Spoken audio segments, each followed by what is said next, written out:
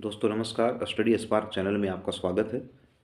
उत्तर प्रदेश लोक सेवा आयोग के द्वारा सहायक अध्यापक भर्ती परीक्षा, जिसका आयोजन दिसंबर माह से होने जा रहा है, उसके लिए पूर्व में आयोग के द्वारा जो शिक्षक भर्ती में सामान्य अध्ययन से संबंधित प्रश्न पूछे गए हैं, उन्हें हम हल करने का प्रयास कर रहे हैं ताकि आगामी परीक्षा में सामान्य अध्ययन के प्रश्न हल करने में हमें सहायता मिल सके।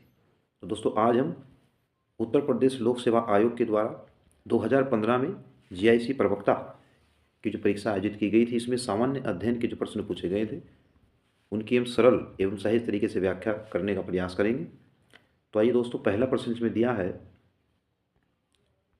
पहला प्रश्न इसमें दोस्तों दिया है, यूरोप के निम्नलिखित देशों में से खाद्यान्न उत्पादन में आत्मनिर्भर है। तो प्रश्नकाल की दृष्टि से इसमें फ्रांस सही हो जाएगा, फ्रांस। लेकिन वर्तमान में स्पेन यूरोप का एक देश है। स्पेन भी जो है खाद्यान्न उत्पादन में आत्मनिर्भर देश माना गया है वर्तमान काल की दृष्टि से।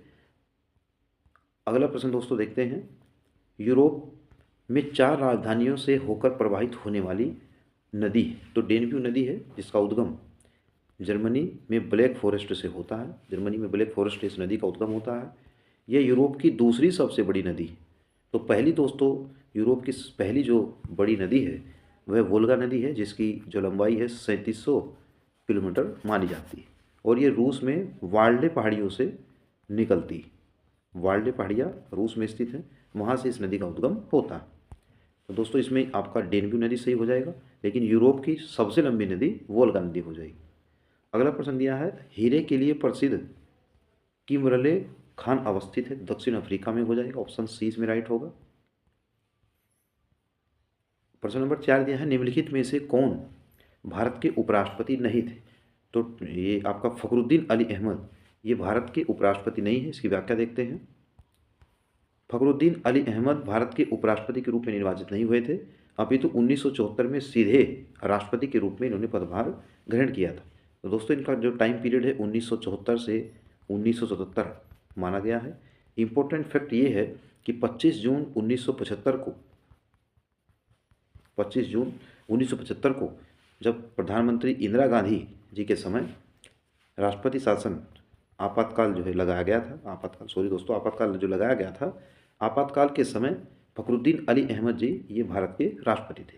तो इस प्रश्न का उत्तर आपका ए सही हो जाएगा। भारत में राज्यसभा किसका प्रतिनिधित्व करती है।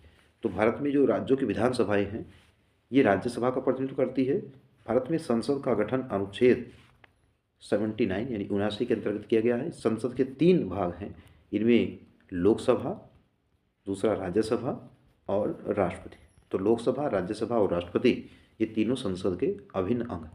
इसमें आपका ऑप्शन ए राइट हो जाएगा। निम्न में से कौन संविधान सभा के अध्यक्ष थे। तो डॉक्टर राजेंद्र प्रसाद संविधान सभा के अध्यक्ष थे। ऑप्शन इसमें डी राइट हो जाएगा।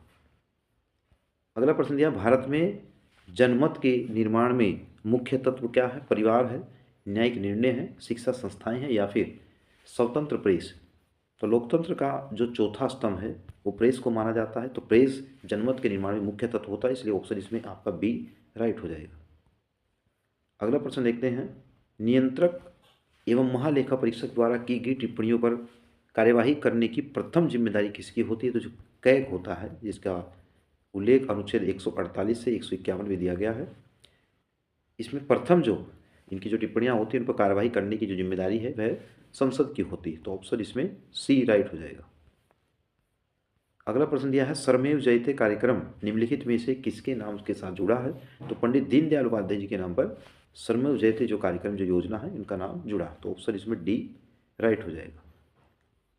और इस योजना की शुरुआत 16 अक्टूबर 2014 को की गई थी प्रधानमंत्री नरेंद्र मोदी जी के द्वारा। इस योजना का जो उद्देश्य था कि राष्ट्र निर्माण और राष्ट्र के विकास में स्वरमेव जयते की उतनी ही भूमिका है जितनी सत्यमेव जयते की। अगला प्रश्न देखते हैं, निम्नलिखित में से किस एक को भारत में निर्देशित कोर सेक्टर उद्योगों में शामिल नहीं किया जाता। तो सॉफ्टवेयर उद्योग को कोर सेक्टर उद्योग में शामिल नहीं किया जाता। अगला प्रश्न देखते हैं, सोनार अधिकांश प्रयोग में लाया जाता है। तो नौ संचालकों के द्वारा सोनार का प्रयोग किया जाता है। इसका जो उद्देश्य, इसका जो कार्य होता है जो पानी के नीचे की जो वस्तुएं होती हैं उनका पता लगाने तथा ढूंढने के लिए ध्वनि तरंगों का इसमें उपयोग किया जाता है। तो ऑप्शन डी इसमें राइट होगा। अगला प्रश्न देखते हैं, विटामिन सी का रासायनिक नाम क्या है? आसान प्रश्न है, एस्कोर्बिक अम्ल विटामिन सी का रासायनिक नाम है। इसके जो स्रोत होते हैं इसमें टमाटर, संतरा, खट्टे फल, मिर्च, अंकुरित अनाज, ये सभी विटामिन सी के प्रमुख स्रोत हैं। अगला प्रश्न देखते हैं, हमारे कमरे में सूर्य का प्रकाश पाते हैं, हम जो है कमरे में जो सूर्य का प्रकाश पाते हैं प्रकीर्णन के द्वारा, यानी बिखराव के द्वारा हम सूर्य के प्रकाश को एक कमरे के रूम के अंदर प्राप्त करते हैं। ऑप्शन ए इसमें राइट हो जाएगा। बिजली का सबसे उत्तम चालक निम्नलिखित में से कौन है? शुद्ध जल नहीं होगा, सूखी लकड़ी नहीं है, प्लास्टिक भी नहीं, तो समुद्री जल। उपरोक्त जो विकल्प है इनमें सबसे उत्तम चालक होगा बिजली का। तो ऑप्शन बी इसमें राइट होगा। अगला प्रश्न है, दिया है अलबरूनी साथ आया, तो अलबरूनी महमूद गजनी के साथ भारत आया है और इसके द्वारा तहकीक ए हिंद पुस्तक की रचना की गई थी।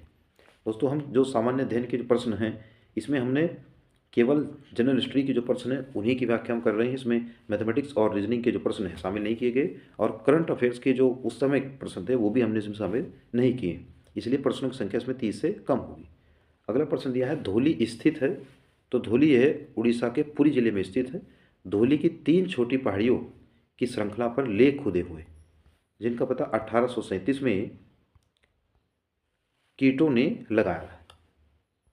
अगला प्रश्न देखते हैं, फाहियान भारत में आया है, तो 399 एडी में जो है फाहियान भारत आया। अगला प्रश्न देखते हैं, निम्नलिखित में से कौन दिल्ली का प्रथम सुल्तान था जो युद्ध में लड़ता हुआ मारा गया? तो लड़ता हुआ इसमें इब्राहिम लोदी। दिल्ली सल्तनत के अंदर जो 5 वंशों के द्वारा शासन किया गया उसमें अंतिम वंश लोदी वंश था, और लोदी वंश का अंतिम शासक इब्राहिम लोदी था, जो अप्रैल 1526 में जो पानीपत का प्रथम युद्ध हुआ उसमें बाबर के साथ युद्ध करता हुआ इब्राहिम लोदी मारा गया था। तो लोदी वंश का अंतिम शासक और दिल्ली सल्तनत का भी अंतिम वंश लोदी वंश का जो शासक है इब्राहिम लोदी, मध्यकाल में युद्ध में मारा गया ये पहला शासक था। तो इसमें ऑप्शन आपका सी राइट हो जाएगा। तो 26 नंबर प्रश्न का ऑप्शन इसमें सी राइट होगा। अगला प्रश्न देखते हैं, कोलीय विद्रोह लोगों से संबंधित है, तो कोलीय विद्रोह गुजरात राज्य से संबंधित है।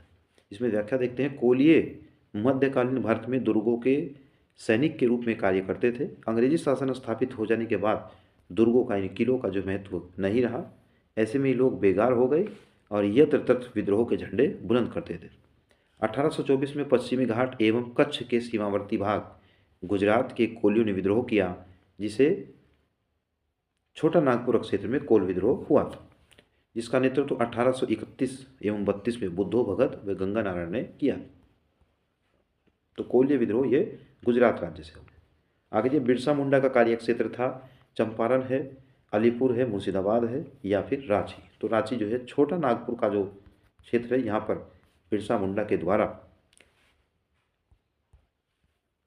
विद्रोह किया गया था, जिसका उद्देश्य था जनजातियों में जनजाति जो समाज है उनमें सुधार करना और ब्रिटिश सत्ता से इन्हें दूर रखना। बिरसा ने अनेक देवताओं बोंगा की पूजा को छोड़कर अपने अनुयायियों को एक ईश्वर सिंह बोंगा, तो प्रश्न पूछा जा सकता है सिंह बोंगा संबंधित है, ये बिरसा मुंडा से आदिवासी जनजातियों से संबंधित है। अगला प्रश्न दिया, नाथुला दर्रा भारत के किस राज्य में है? तो सिक्किम राज्य में नाथुला दर्रा हो जाएगा। ऑप्शन सी इसमें राइट होगा। माणा जो दर्रा है आपका उत्तराखंड राज्य में स्थित है। असम में काजीरंगा राष्ट्रीय उद्यान जो एक सींग वाले गैंडे के लिए विश्व प्रसिद्ध है। यहीं पर मानस राष्ट्रीय उद्यान। अगला प्रश्न देखते हैं, निम्नलिखित में से कौन सा स्थान परमाणु शक्ति स्टेशन के लिए प्रसिद्ध है? तो कुन्नलकुलम एक परमाणु शक्ति स्टेशन के लिए प्रसिद्ध है, ये तमिलनाडु राज्य में स्थित है। तो दोस्तों, सामान्य अध्ययन से जो प्रश्न पूछे गए हैं उनकी हमने चर्चा किया है। उम्मीद है ये सभी प्रश्न आगामी आयोजित होने वाली परीक्षाओं के लिए अति महत्वपूर्ण सिद्ध रहेंगे। दोस्तों, अगर वीडियो आपको पसंद आया हो इसके लिए आप वीडियो लाइक करें, चैनल को सब्सक्राइब करें। धन्यवाद।